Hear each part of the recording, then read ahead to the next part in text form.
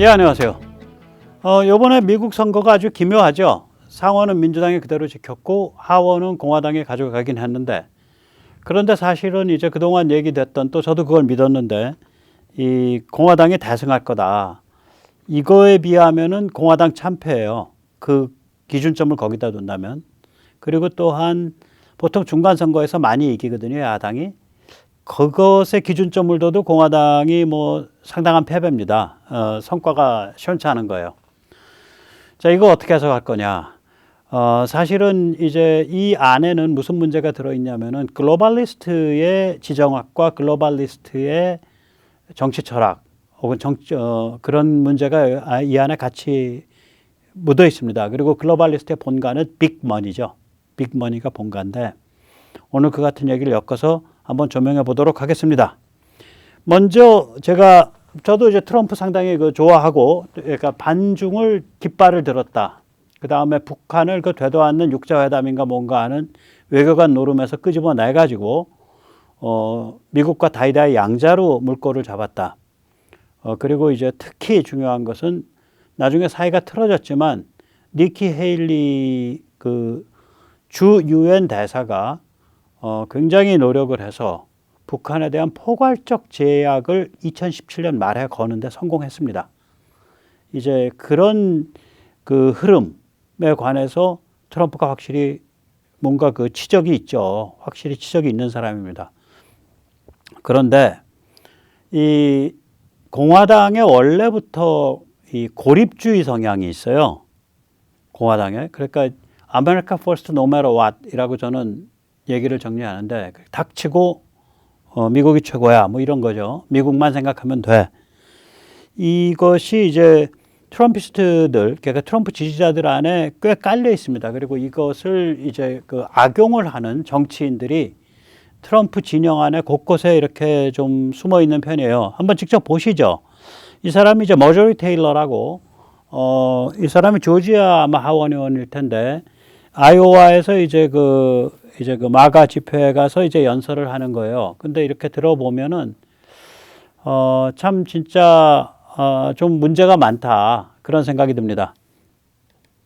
Poisonings every single day. Democrats have ripped our border wide open, but the only border they care about is Ukraine, not America's southern border.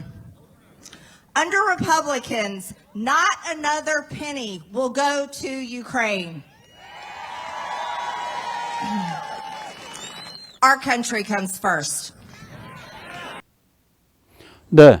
그러니까 국경을 해체하는 것을 비판하는 거, 그건 당연히 해야죠. 국경 강화하고 또 이민 관리도 제대로 해야죠.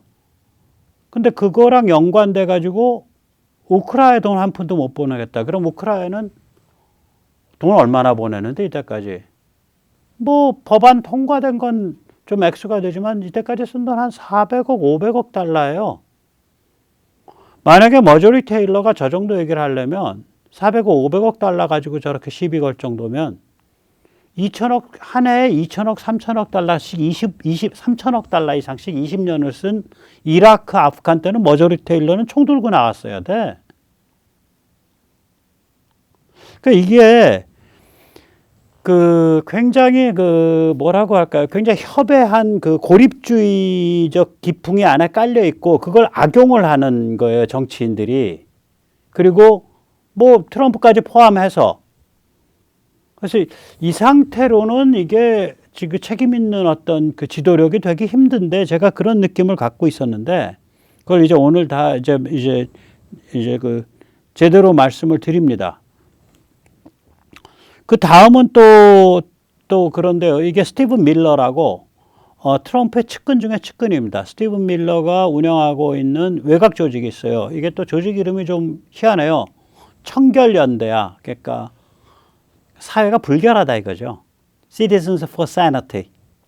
청결연대라는 거를 운영을 하는데, 그게 이제 월드 시리즈에 청결연대가 돈을 내가지고 광고를 띄운 거예요. 이 광고 월스트리트 첫날 광고입니다. 이 광고를 보면은 기겁을 합니다. 사실은 이 사람 트럼프 오른팔이거든요. 스티븐 밀러. 한번 보시죠. How did we get here? Low wages, high inflation, record crime, illegal immigration from places as far away as Pakistan. Our cities are a mess. Public services are a nightmare.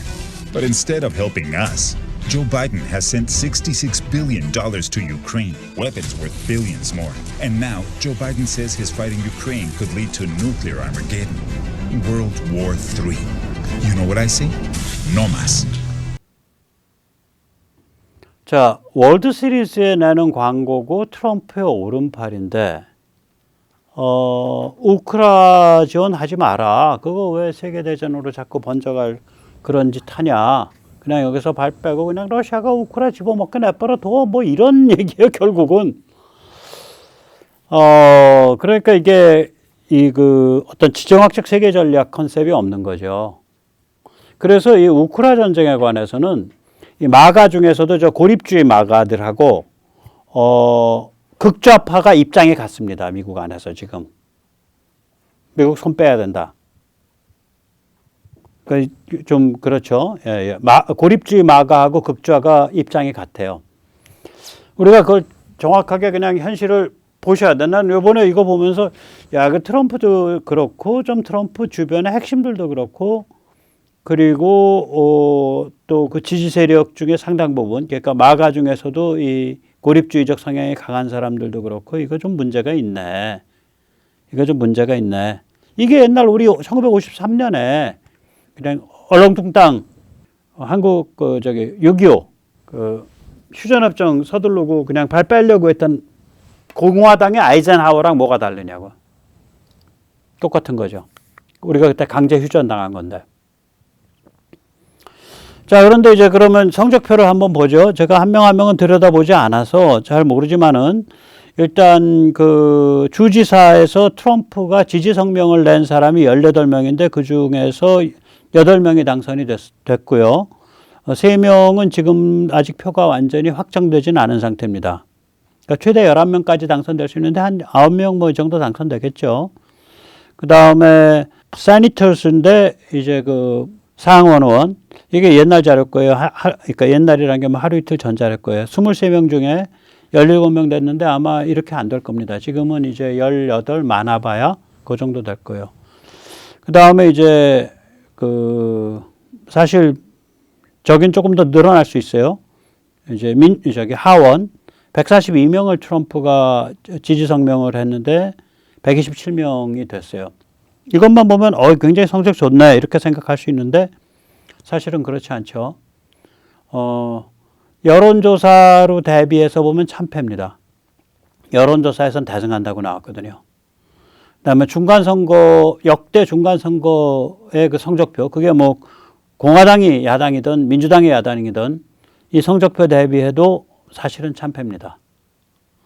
그럼 이제 이런 선거 결과를 두고 남겨진 이슈는 뭐냐? 지금 우리가 봤듯이 이 트럼프 그다음 마가 쪽 안에 고립주의 성향이 있는데 우크라이나에 대해서 특히 손 빼자 뭐 발 빼자 이게 고립주의가 이게 맞냐?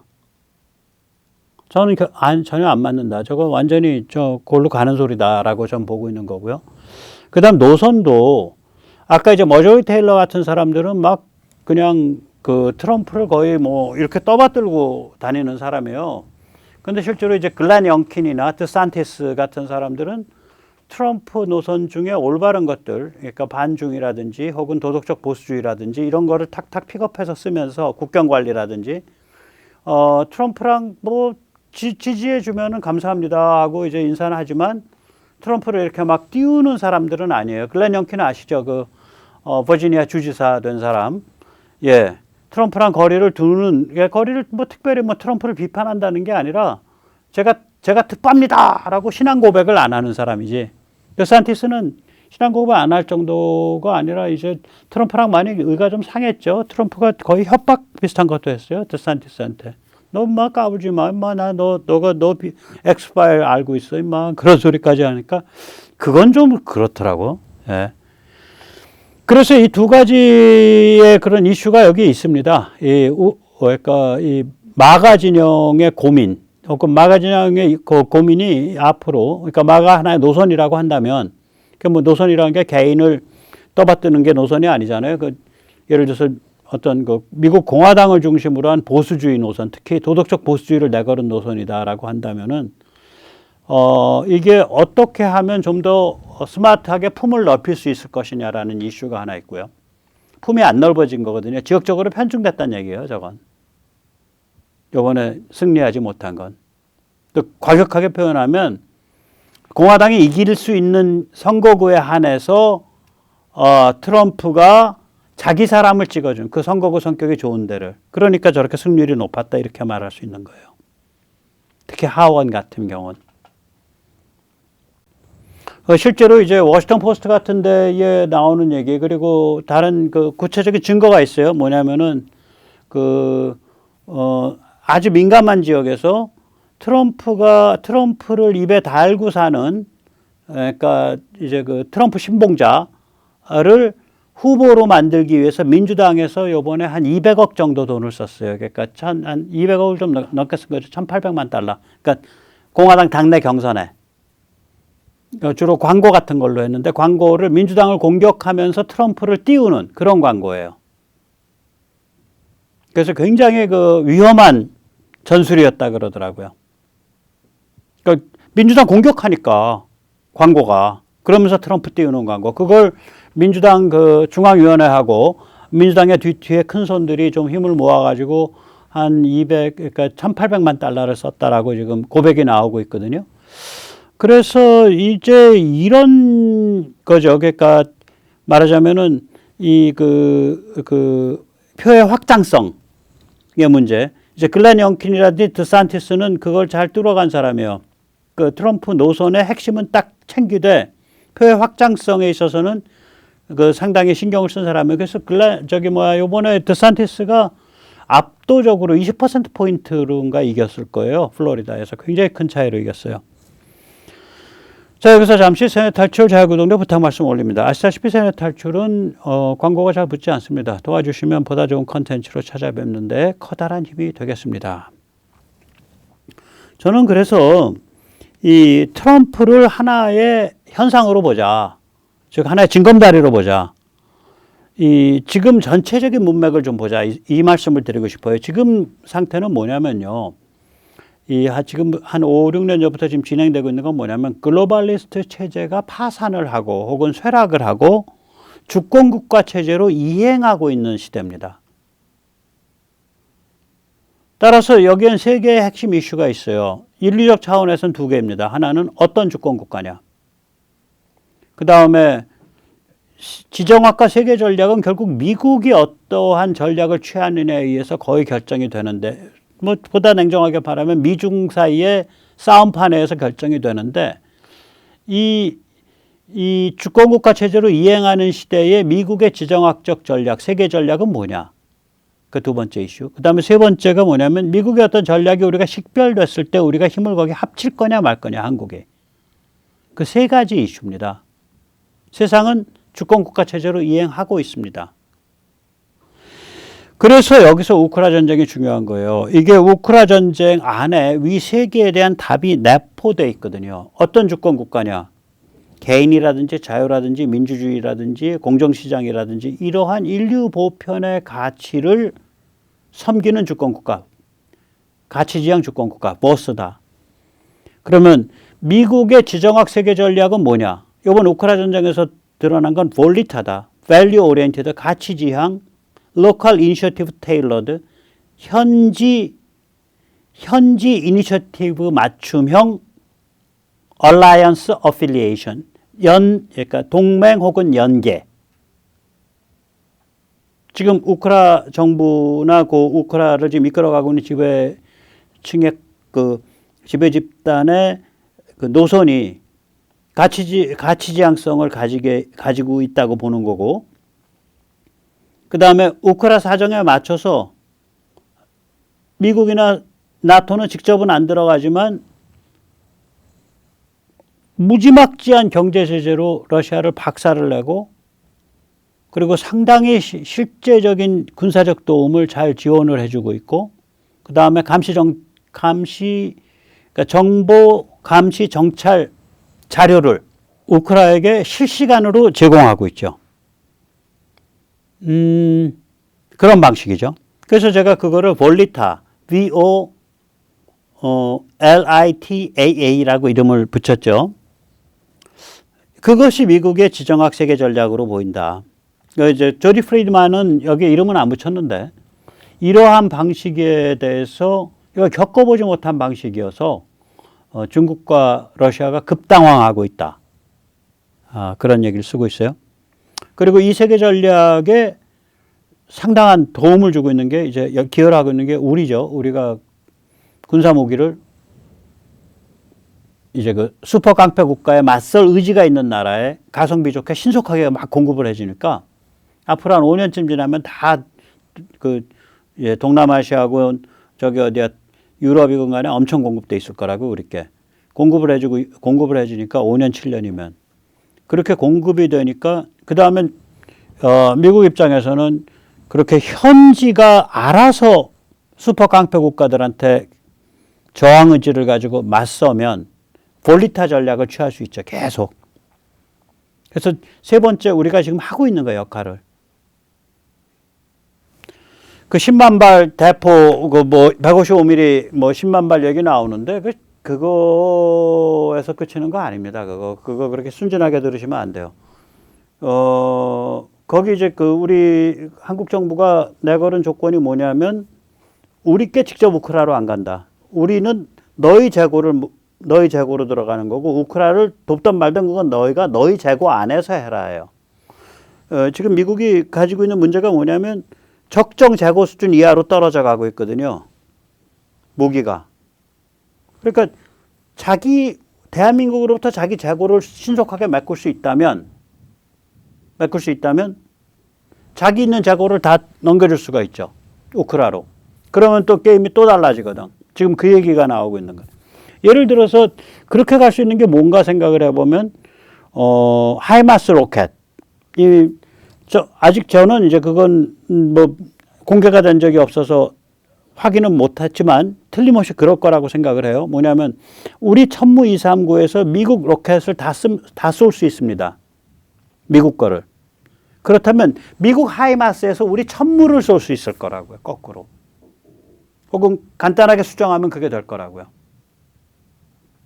그러니까 미국의 하이마스 로켓 발사하는 그 탄이 부족하다. 그게 부족하다 그러면은 미국은 자기 재고를 주고 자기의 적정 재고, 자기의 최소 적정 재고를 한국 걸로 메꿔놓고 제블린도 똑같죠. 제블린보다 우리 현궁이 좋은 점이 많거든요. 하나 딱 차이는 뭐냐면 우리는 산지가 많아서 사거리가 2km 정도고 현궁은 제블린은 4km인가 돼요. 나머지는 우리 현궁이 다 괜찮다고요.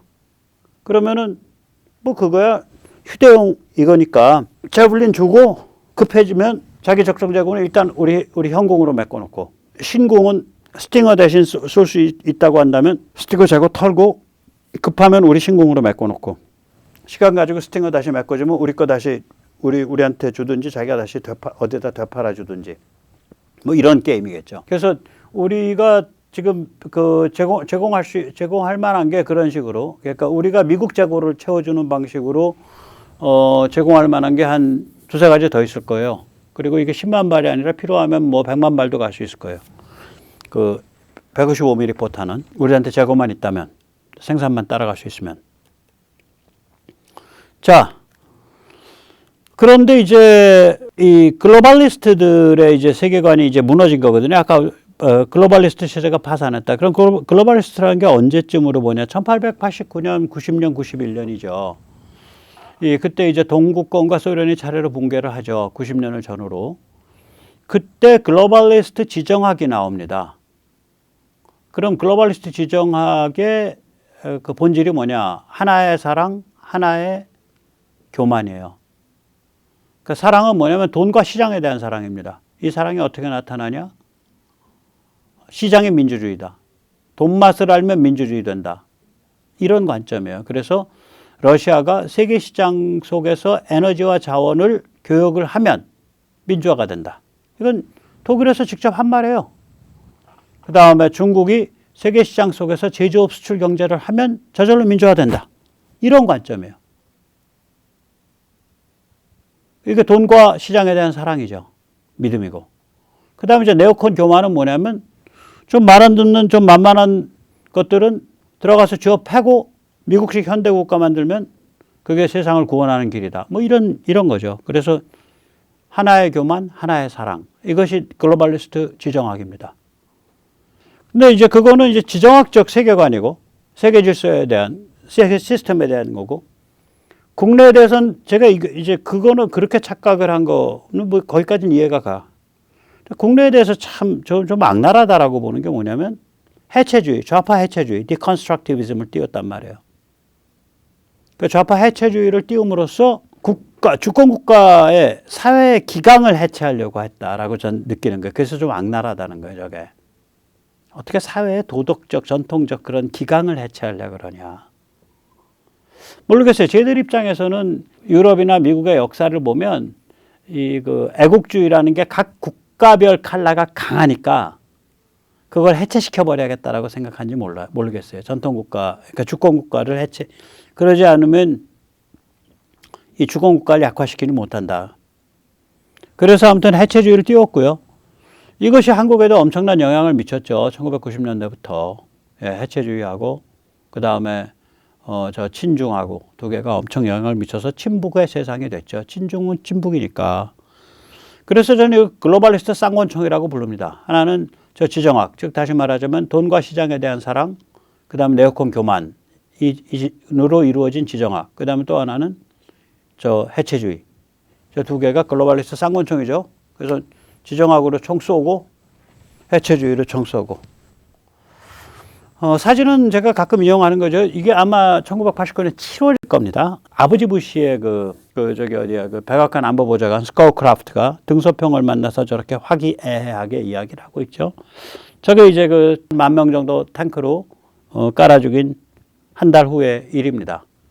저 등소평 아저씨 이렇게 그 관상을 보고 그러면 참 온화한 작달막한 그 시골 아주 점잖은 그 유지같이 보이잖아요. 피비린내 나는 아저씨입니다. 제가 여기서 잠시 말씀드리겠습니다. 언젠가 한번 좀 더 자세히 다루겠는데 중국 혁명이 성공을 해서 중국의 공산체제가 들어선 이후 3번의 피바다가 벌어집니다. 한 번이 1957년에서 59년 사이에 벌어진 반우파 투쟁이고요. 그 반우파 투쟁의 와중에서 대학진이 시작이 돼요. 반우파 투쟁은 주로 지식층을 상대로 한 거고 그 지식층의 상당수는 사실은 당원이거나 준당원인 사람들이에요. 한 50만, 100만 죽었어요. 그 다음에 대학진 때는 한 3, 4천만이 굶어 죽었고 개판 나가지고 대학진이 한 3, 4년 하다가 이제 다시 좀 먹고 살게 다시 풀어놨다가 그 다음엔 또 조이죠. 그게 이제 문화혁명이죠. 한 1,000만 죽었다 그러죠. 그리고 이제 중국의 지식층이 한 10년간 정체를 해버린 사건이죠. 그 3번의 피바다가 벌어지는데 반우파 투쟁의 선봉장이 누구였냐. 그 잔인하게 알고 지내던 지식인들 때려 죽이고 숙청하고 어떻게 죽이냐면 정치범 수용소로 보낸 다음에 밥을 안 줘요. 굶겨 죽였어요. 그 선봉에 쓴 게 등소평이었습니다. 그래서 하도 많이 잡아 죽여서 모택동의 등소평한테 내린 지시가 지금도 남아 있습니다. 뭐라 그랬냐? 등동지, 등동무 그렇게 많이 죽이면 사회를 이끌어갈 수 있는 일꾼들이 없어집니다. 좀 덜 죽이세요. 살인마 모택동이 얼마나 지독한 작은 살인마인지 등소평한테 그런 지시를 내려요. 그러니까 저 등소평이 89년도 6월 달에 야 탱크로 밀어나가 책임질게 라고 할 만한 거예요. 저 사람 보통 사람 아닙니다. 그런 짓을 저지르고 저 얼굴 표정이 나올 수 있는 참 대단한 거죠. 대단한 할아버지죠. 네. 자, 그래서 우리가 글로벌리스트 천하가 오는 듯 했는데 이걸 깬 게 누구냐? 산통을 깬 게 여기 혁혁한 공헌자 중국.